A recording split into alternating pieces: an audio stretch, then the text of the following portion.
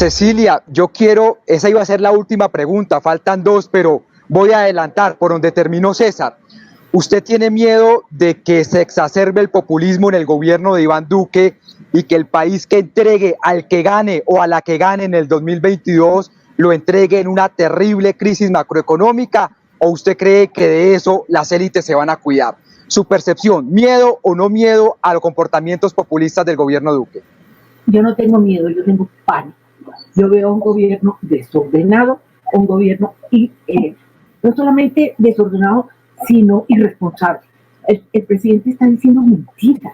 El presidente le está diciendo al mundo que aquí no va a haber reforma tributaria cuando tiene que haber. Yo estoy de acuerdo. Ese es lo único que acompañamos a Carrasquilla, que es el único inteligente realmente. Puede que uno no esté de acuerdo con sus ideas, pero es un tipo inteligente. Está diciendo, los otros hay muchos que no lo son tanto.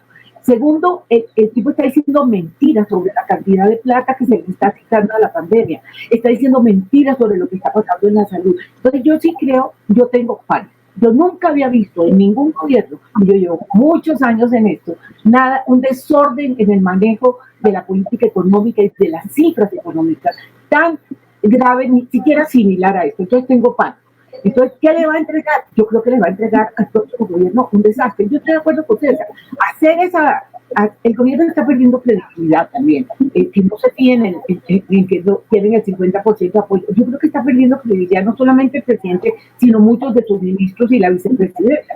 Entonces, un gobierno que no tiene credibilidad no puede pasar la reforma que toca. Yo estoy de acuerdo contigo, César. Ahora, ¿cómo va a reaccionar el país? Porque entonces, ¿cómo vamos a hacer? ¿Cómo vamos a financiar esa deuda? ¿Cuánto tiempo esperamos? Bueno, el próximo gobierno y el año entrante empieza el año preelectoral.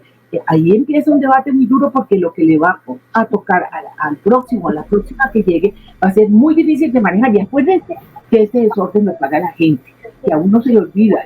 Este desorden lo está pagando la gente, que no le den la plata que toca la salud. Eso implica que los médicos no están pudiendo cumplir con su tarea, que estamos en unas cifras que sí son muy preocupantes en términos de salud y que en términos económicos, mire, yo ayer participé en un foro donde miraba qué está pasando en América Latina. A Colombia está yendo peor en términos de las implicaciones sociales de esta crisis que a otros países de América Latina. ¿Por qué? Por mal manejo, por llegar tarde y por la profunda situación social de este país que el gobierno ignoró. Acuérdense de la salida del director de planeación que descubrió a los vulnerables cuando ya hacía años se le venía diciendo que eso pasaba. Entonces, esa mezcla ha generado que Colombia hoy, así en términos de salud, digan que lo estamos manejando mejor, en términos del impacto social.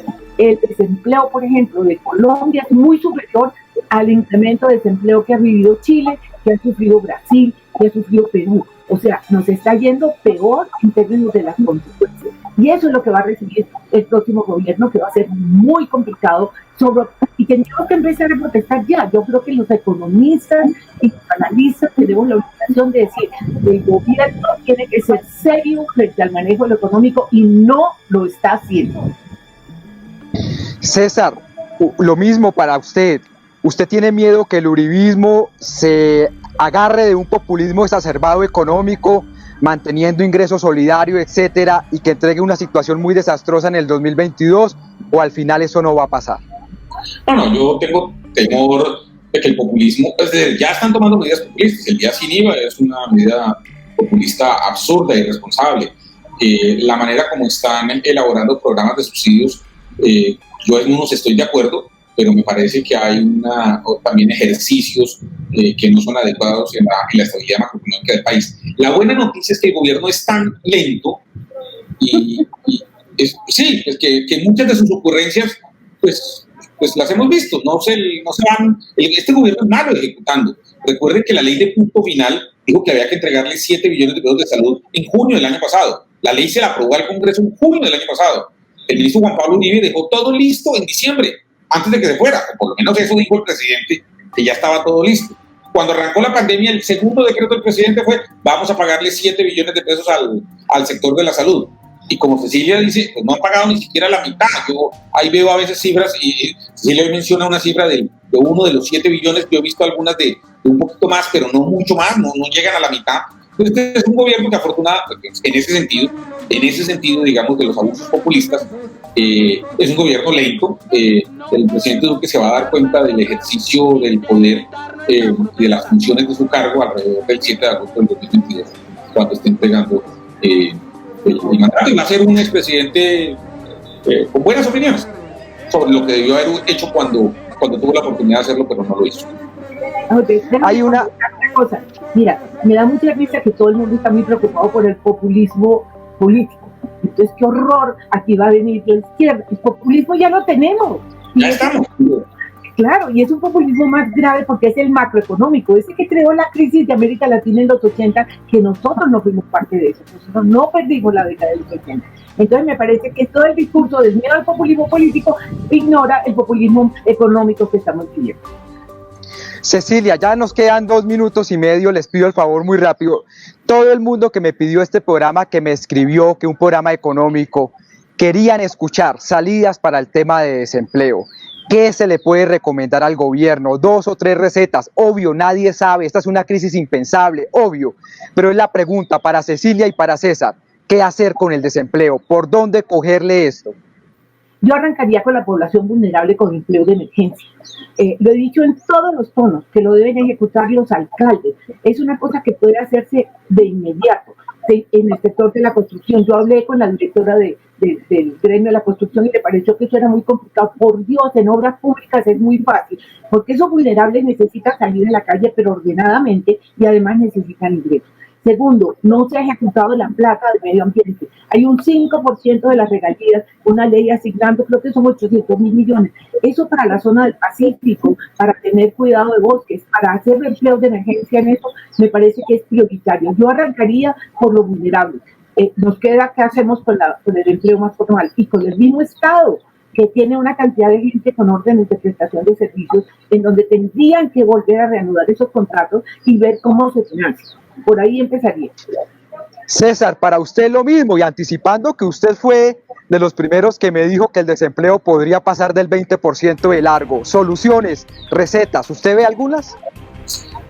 Yo, de lo que se ha hecho antes es una política keynesiana, pero tenemos un ministro de Hacienda que no cree en Keynes. Entonces tenemos el peor ministro de Hacienda para hacer una política keynesiana.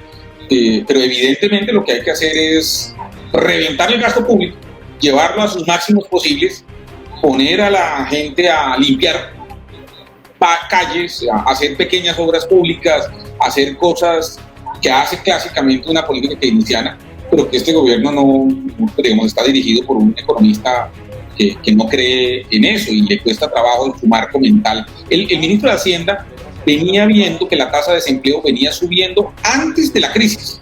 Y él mismo lo dijo, mire, yo no entiendo por qué.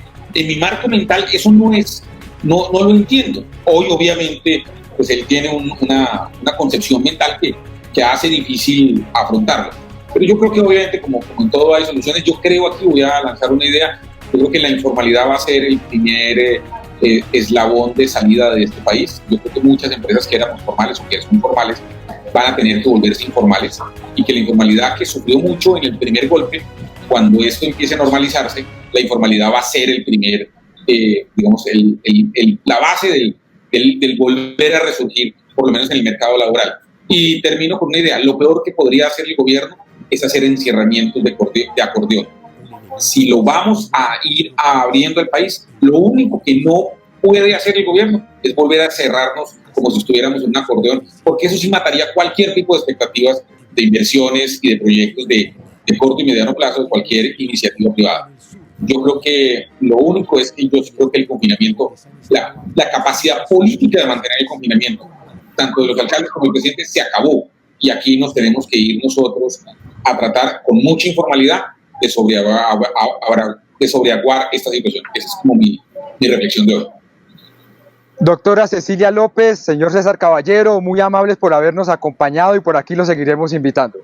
Claro que sí, un saludo a Cecilia. Un saludo, César. Gracias. Y a toda la audiencia. Hasta luego.